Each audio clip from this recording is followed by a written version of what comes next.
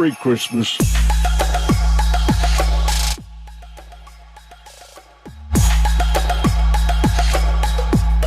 Hey guys, this is Editors Depot and you're watching another intro template tutorial. Feel free to pause this video at whatever moment you wish if we're going a little too fast for you. And if you have any questions, leave them down below in the comment section.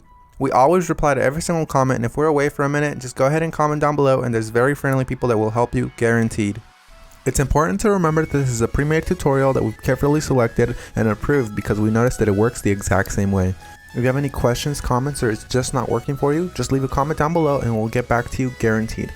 Now this tutorial requires both Adobe After Effects and Cinema 4D. You will absolutely require them. If you do not have them, go ahead and visit EditorsDepot.com. We can do any template customization at very affordable prices. Just feel free to select the template you wish and check out with it and detail everything you want on the template.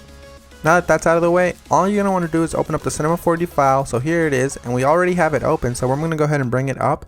And as you can tell, everything is ready to go. All you have to do is replace the text, render, and you're done. Except one little thing, there's sometimes problems that come up with the templates, and I'm going to go ahead and cover them here.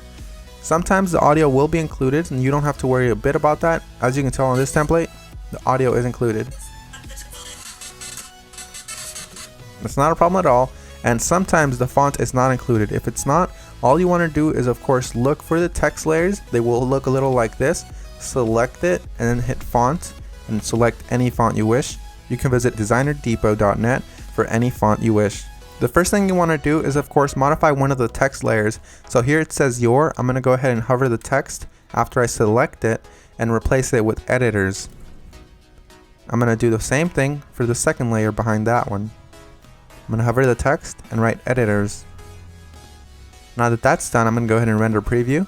And as you can see, it says editors, everything is 100% fine. You do the exact same thing for the bottom layers. I selected both at the same time. I'm going to replace it with Depot. Once I go ahead and render preview, it looks amazing and I'm happy with it. I'm 100% happy with the colors because it's red and Editors Depot is red, but if you're not happy with the colors, you can simply come down below, double click it, and make any modifications you wish, whether it's make it green, make it blue, or blend it all together and make a little purple.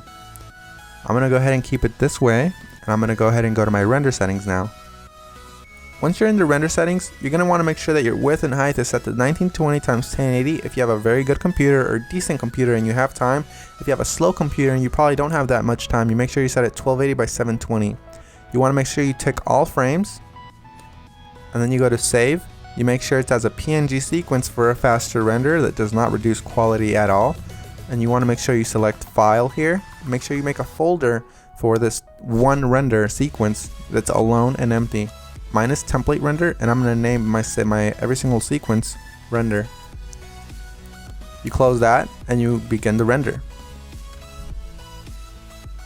While it finishes rendering, I'm going to go ahead and open up my Adobe After Effects file and go ahead and get started with that for you guys. As you can see, that says that there's 2 files missing, so I'm going to go ahead and find them for my computer. So I'm going to wait for it to load, and as you can see, it says here that the audio is missing.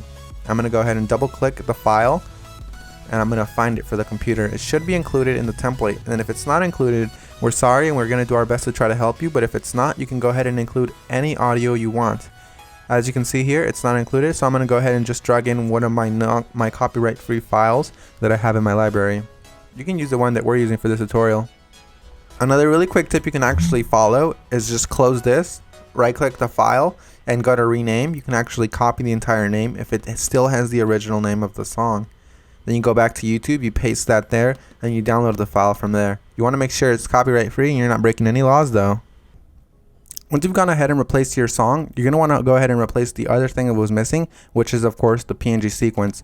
It might be a PNG file, .png, or it might be an MP4 file, or anything within those regards, like QuickTime for example.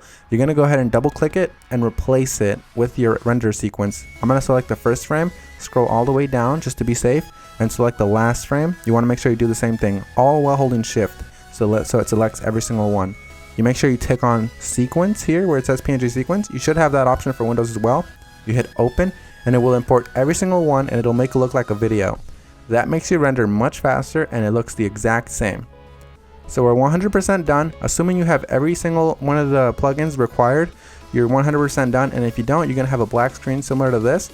But if you do have a black screen similar to this, you're gonna just want to make sure you troubleshoot it by turning off or turning back on whatever adjustment layers might be messing up your entire video. As you can see here, all of the adjustment layers, one of them within these messed up the entire render, so I'm gonna go ahead and turn them on one by one. That one's fine, that one's fine. This one's the problem here. So you make sure you turn them back on, and you're done. So I had one layer that messed everything up, and that's because I do not have the correct plugin. You want to make sure you fix that, and you want to make sure you don't run into that problem again. And finish the composition by adding it to the media encoder queue. That pretty much summarizes our video, guys. I hope you all enjoyed it, and if you did, remember, drop a thumbs up if you liked it. Drop a thumbs up if you are a fan of us and you like what we're doing. And guys, we really appreciate every single one of you from the bottom of our hearts. We really appreciate every single one of you guys, whether you're liking this video, disliking, or you just left and you didn't even watch this tutorial, guys. Hope you all have an amazing day, and as always, this is Maurice. Visit EditorsDepot.com for any customization of templates, and have an amazing day. Take care, guys.